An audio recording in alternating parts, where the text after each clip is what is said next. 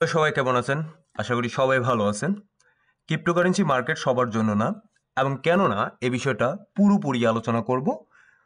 দয়া করে কিছুটা ভিডিও দেখে কেউ মন্তব্য করবেন না, পুরোপুরি ভিডিও দেখে তারপরেই মন্তব্য করবেন। এবং আমি স্পষ্টতই আজকে ধারণা দিব যে অ্যাকচুয়ালি আপনার ক্রিপ্টোকারেন্সি মার্কেটে থাকা উচিত কি উচিত হবে না।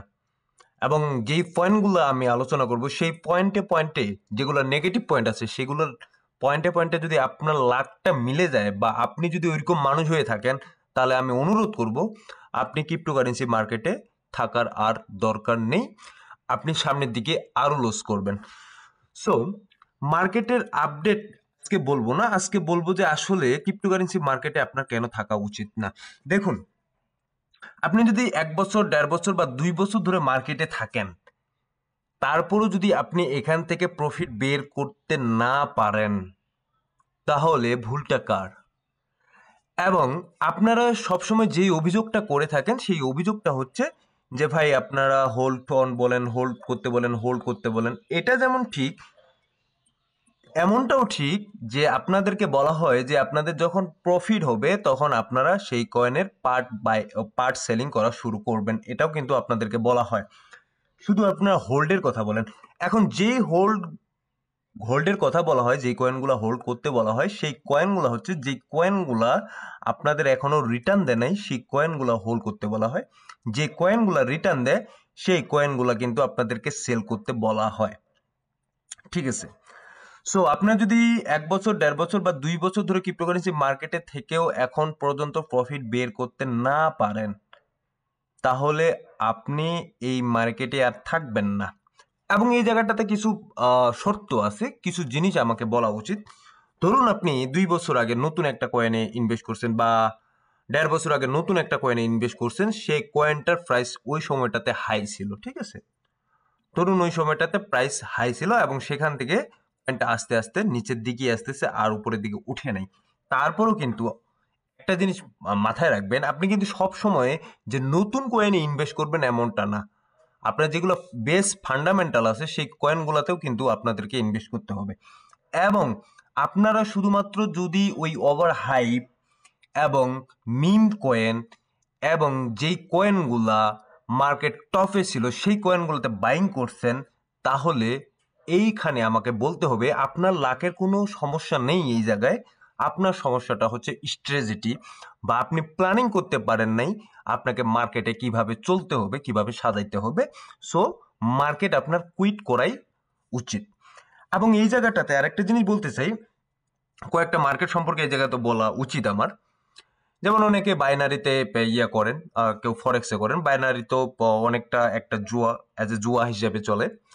সো ফরেক্সে থাকেন অনেকে এবং ট্রেড করেন। যারা ট্রেডকে হারাম মনে করেন বা যে ট্রেডটা ভালো না, তারা কিন্তু ক্রিপ্টোকারেন্সি মার্কেটে আসেন এবং এখানে স্পটে বাইং করে হোল্ড করে রাখেন। ঠিক আছে? সো এই জায়গায় দেখুন, আপনি যদি গ্রিডি না হয়ে থাকেন এবং আপনার যদি যে রিটার্নটা আসে, আপনার যখন পার্সেন্টেজে একটা প্রফিট হয়ে যায় একটা কয়েনের, তখন যদি আপনি বের না হন, সেক্ষেত্রে কিন্তু আপনি যদি 2 বছর বা 2.5 বছর বা 3 বছর ধরে মার্কেটে আসেন, তাহলে কিন্তু এখন পর্যন্ত আপনার পোর্টফোলিও ওই মাইনাসের দিকেই থাকার পসিবিলিটিটা সবচেয়ে বেশি। এখন বিটকয়েনের ক্ষেত্রে আমি যদি বলি, সচরাচর আমি বিটকয়েনকে হোল্ড করতে বলি সবাইকে। এবং কেন এই ব্যাপারটা আমি বারবার বলি সেই বিষয়টা আপনাদেরকে বলি। বিটকয়েন কিন্তু লাগাতার এই জায়গাটাতে আপনারা যদি দেখেন, এখানে 69,000 পর্যন্ত গেছিল, 64। হ্যাঁ, এই জায়গাটাতে 69,000 পর্যন্ত গেছিল, এখানে 64, আবার নিচের দিকে আসছিল। আবার কিন্তু মার্কেটে 69,000 গেছিল। মার্কেট অনেকটা বেয়ার সেই মুভমেন্টে এই জায়গাটাতে ছিল এবং 15, 16, 17 পর্যন্ত আসছিল মার্কেটে বিটকয়েন। আবার কিন্তু এই জায়গায় টপ এখানে ক্রিয়েট করছে, মার্কেটে আবার নিচের দিকে আসছে 49 পর্যন্ত। আবার কিন্তু এই জায়গায় ডাবল টপ তৈরি করছে রিপিটলি। এখানে 1,08,00,000 কাছাকাছি, এই জায়গায় 1,09,00,000 কাছাকাছি রিপিটলি টপ এখানে ক্রিয়েট করছে। সো দেখুন, একটা কয়েন যে জায়গাটাতে অসংখ্যবার, আমি যদি এই জায়গাটাতে দেখি 2024 সাল থেকে 2024 সালের শুরুর থেকে বা শুরুর দিকে একটা কিন্তু এই জায়গায় হালভিং এর আগে এখানে টপ একটা ক্রিয়েট করছিল, সেই সময় 73,000-এ ওই জায়গাটাতে টপ ছিল। আবার মার্কেট কিন্তু আপনার 69,000 70,000 এই জায়গাটাতেও রেঞ্জটাতে ছিল, এবং নতুন যে টপটা পুরাতন টপ ছিল 73,000, সেই টপটা ইয়ে করে ক্রস করে সেখানে কিন্তু আবার এই জায়গাটাতে 76,000 73,000 উপরে যে ইয়েটা ছিল সেটা কিন্তু এই জায়গাটাতে আবার ক্রিয়েট করছে। ঠিক আছে, 73 উপরে যেটা ছিল সেটা কিন্তু নতুন করে অল টাইম হাই ক্রিয়েট করে আবার রেপিডলি এই জায়গায় বিটকয়েন কিন্তু উপরের দিকে যাচ্ছিল। এই জায়গায় 1,08,000 এই জায়গায় টপ ক্রিয়েট করে আবার কিন্তু 1,09,000 এই জায়গায় রেপিডলি ক্রিয়েট করে। সো এখন কথা হচ্ছে, দেখুন বিটকয়েনের যে ভলাটিলিটি মার্কেট ঠিক আছে, তেমন কিন্তু বারবার রেপিডলি এটা কিন্তু টপ ক্রিয়েট করে, যেগুলা অন্যান্য কয়েনের বেলা হয় না। ঠিক আছে, এখন দেখুন ইথিরিয়ামের ক্ষেত্রে আমি বলি, ইথিরিয়ামের ক্ষেত্রে এখানে যদি আপনার ভাগ্য খুবই খারাপ হয়ে থাকে, ধরুন যে আপনার ভাগ্য খুবই খারাপ, আপনি একেবারে এই জায়গাটাতে 2021 সালে এই জায়গাটাতে টপ বাইং করছেন ইথিরিয়ামকে 48-47, ঠিক আছে, এই জায়গাটাতে টপ বাইং করছেন, তারপরও আপনার এই জায়গাটাতে আসছিল 41 পর্যন্ত আসছিল, বাট এটা কিন্তু তার নতুন করে অল টাইম হাইটা আর ধরে রাখতে পারে নাই। বাট এই জায়গায় আমি যে জিনিসটা বলতে চাচ্ছি, আপনি শুধুমাত্র হয়তোবা বলতে পারেন যে এখানে ইথিরিয়ামে ইনভেস্ট করছি, ইথিরিয়াম তো আমার টপ গেইন করে নাই, বা অন্যান্য কয়েনে ইনভেস্ট করছি সেগুলো তো আমার টপ গেইন করে নাই। কিছু কিছু কয়েন আছে যে কয়েনগুলো নতুন করে অল টাইম হাই ক্রিয়েট করে এবং একটা ভালো মার্কেট কন্ডিশনে যায়।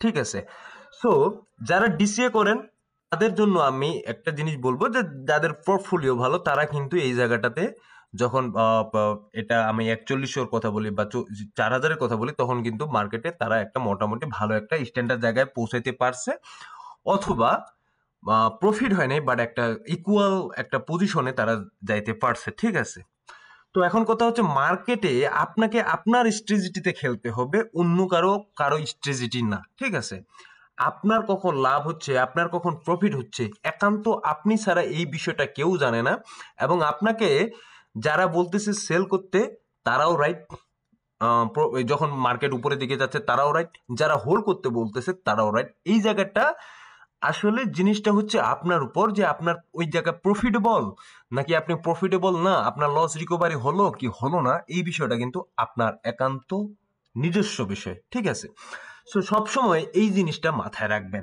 এখন টোটাল থ্রির কথা যদি বলি, সেই টোটাল থ্রি যে এই জায়গায় যদি দেখি, এখানে অল টাইম হাই ক্রিয়েট করার পর এই জায়গাটাতে মার্কেটে অল টাইম হাই ক্রিয়েট করার পর মার্কেট কিন্তু অনেকটা এই জায়গায় ডাম্প করে।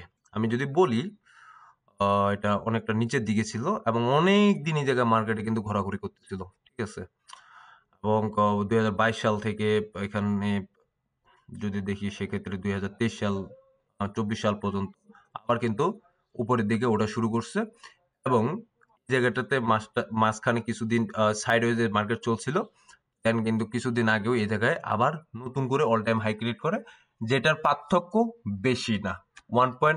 আগের অল টাইম হাইটা ছিল কোথায়, এখানে আপনার 1.13, এবং এখানে যেটা আসে এটা হচ্ছে 1.16। ঠিক আছে, 1.16 অলমোস্ট 3 বিলিয়ন অথবা 30 বিলিয়ন ডলারের কাছাকাছি এরকম একটা মার্কেট ক্যাপ শুধুমাত্র অ্যাড হয়েছে অল টাইম হাইটের জন্য, তবে বেশি হয় নাই।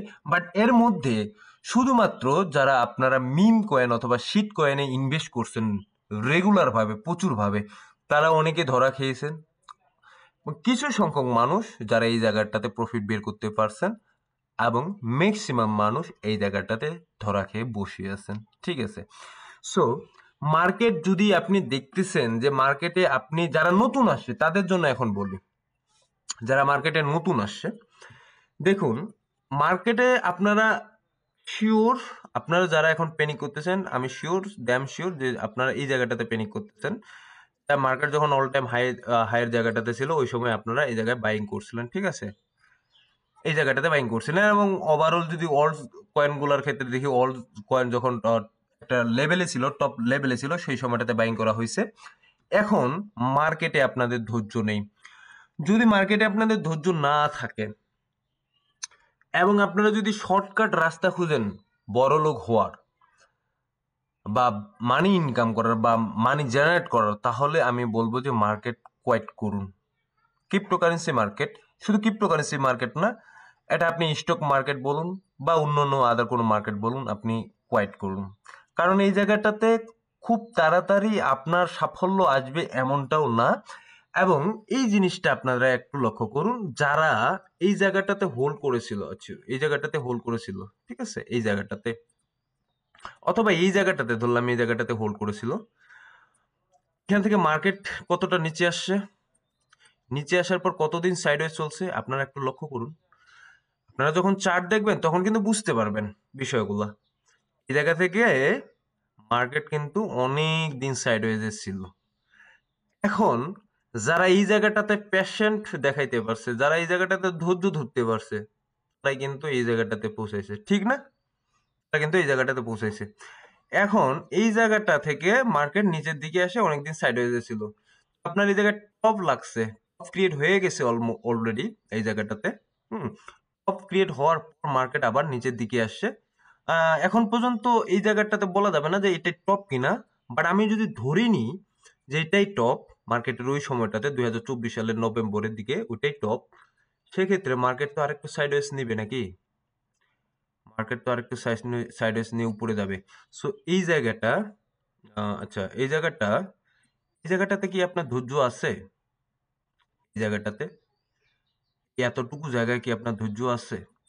যদি আপনার ধৈর্য না থাকে, এতদূর যাওয়ার পর্যন্ত আপনার কিন্তু ফল আশা করতে পারবেন না, বা আপনি চিন্তাও করতে পারেন না যে আমার ধৈর্য আছে, আহ, আমি এতদূর যাব, বাট আপনি এই জায়গাটা সেল করে দিলেন, তাহলে কিন্তু আপনি এখানে ফল আশা করার কোনো প্রশ্নই আসে না, ঠিক আছে? কিন্তু যারা এই জায়গাটাতে বা এই জায়গাটাতে দাঁতে দাঁত চিপে ধরে আছেন বা ধরে থাকবেন, তারাই কিন্তু সামনের দিকে একটা ভালো রেজাল্ট বা ভালো মুভমেন্ট পাবেন, যে সেম জিনিসটা এই জায়গাটাতে হয়েছে, ঠিক আছে? সিম্পল।